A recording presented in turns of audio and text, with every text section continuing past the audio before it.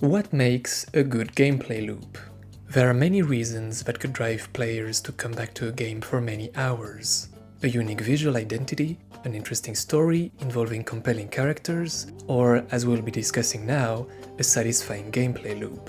The cycle of actions and rewards that keeps the player engaged. Basically, what makes the player go, okay, one more run, just one more level, just one more. You get the point. You don't need big bells and whistles to make a very good game. You need a direction. You need to give the player a reason to stay. Like everyone knows, if it's not fun, why bother? Guess which game is fun? That's right, it's Hades! I promise I'll talk about Monster Hunter later. I just feel like Hades is a very relevant example on that discussion. And with Hades 2 just around the corner, I thought it would also be a nice excuse to tell how fun the game is, if you're not convinced already. Hades is a beautifully crafted hack-and-slash roguelite, where your goal is to plow through all the layers of hell in order to escape the underworld. During each attempt, you will receive boons from 10 possible gods that are all specialized in unique mechanics. And it is up to you to make a build that will be competent enough to carry you all the way to the exit. On any given run, a basic gameplay loop consists in clearing one room, choosing your reward, and repeat. The fast pace of combat encounters contrasts with the brief moments of rest that the player has between rooms. The game features 6 weapons, each of which has 4 distinct forms that fundamentally change their playstyle, keepsakes and summons that grant the player various bonuses, and over 170 different boons to play with. Boons are available in 4 rarity levels that determine their stats, plus 2 extra categories for a handful of special boons that only unlock under certain conditions. Needless to say that this all makes for a lot of interesting combinations. The runs are distinct from one another and the player can always experiment new builds. Cramming more content in a game is not always synonym of quality, but none of the boons feel redundant, since they all give something more than a flat stat increase. If this wasn't enough though, there are many NPCs that will help the player in numerous ways. The characters that you meet will even acknowledge your progress, which really shows how much polish was put into the game. The music, the art direction, the writing, the game is brimming with personality, which only motivates the player in being invested in the world. To come back to gameplay, the skill of the player obviously matters here. An experienced player will know how to take down enemies, which boons will synergize with one another, or which rewards to prioritize. But there's only so much control you can have over the random rewards, boons, rarity tiers, room layout, enemy spawn, and number of waves. Still, you do have options to reroll the boon you just picked up, or change the reward of the next chamber a set number of times. The randomness of the game is also calculated based on many factors. The path that you take, or the boons that you get, for example, are determined depending on how much damage you take, how many pots you break in the rooms, how many traps you activated, whether or not you used your summon or interacted with shops, etc. At the beginning of the game, the player character starts off rather weak, with only one weapon, low health, few options to heal, and low chances of collecting high rarity boons.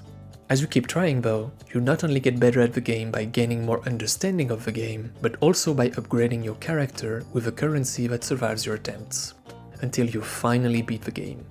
Now the main storyline of the game is far from complete at that point, but what's interesting here is that the player unlocks the endgame in the form of a pact of punishment. The purpose of this pact is to increase the difficulty as much as the player desires in order to gain more materials for weapon upgrades. The pact has the options to customize the health, damage, and speed of enemies, grant them special traits, give bosses a more powerful form, or handicap the player in many ways. Reduced health, reduced damage, reduced choice in boons, etc. With this pact, you are free to set your own objectives. You can try increasing the heat or speeding through the game as fast as you can. Like we described earlier, the game itself is already designed to be repeated, time and time again, with more than enough content to keep things fresh and entertaining. But the fact that it encourages you to test your own limits and lets you customize your runs to some extent is the icing on the cake.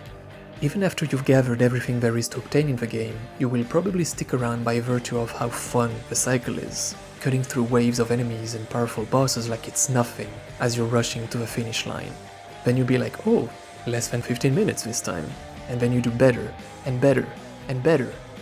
The storyline of a game nicely ties with gameplay, for even though there is no way out of the underworld, both Zagreus, the character you control, and yourself, the player, will always try to escape.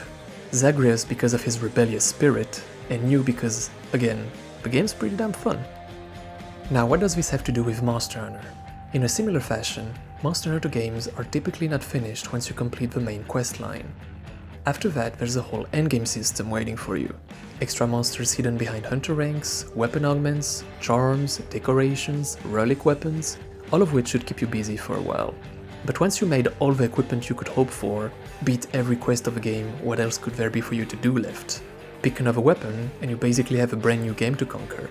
With 14 weapon classes, there's always something to be discovered, a new build to make, a good matchup to find against a specific monster. I've already discussed Monster Hunter combat system in a separate video, so I'll try to keep it brief here. In Monster Hunter, even though some skills do provide an increment to your attack power, you do not get better at the game simply because your character is leveling up and getting increased stats, but because you, the player, are learning how the game works, how to use your weapon, how the monsters behave, everything that revolves around the core gameplay loop of hunting the monsters. Raise your health and defense as high as you want. If you get caught in a combo, if you get stunned, if you play recklessly, you will die. Every action that you do has some level of commitment, and attacks have a lot of weight behind them. This is also what, to me, makes the Monster Hunter franchise as a whole so appealing. Beyond the roster of monsters, the gorgeous environments, or the amazing musical score, which would all deserve a discussion on their own, it all boils down to gameplay. And once it clicks, you'll probably realize that there's not a lot of other games that have as much depth in their combat system. As you get better at the game, you'll also notice how much quicker you're able to take down monsters that formerly seemed rather daunting at first, or maybe even impossible to beat. But eventually you do beat them, and you'll be like, oh, I was much smoother this time. There's no need for a score telling you how well you did. You can tell. You took less damage, you did it faster, and the in-game clock just becomes another indication of your performance. If you made it this far in this video, you probably like either of these games, but if you still haven't tried them, I would highly recommend checking them out yourself. Thanks for watching, and have fun playing. Peace.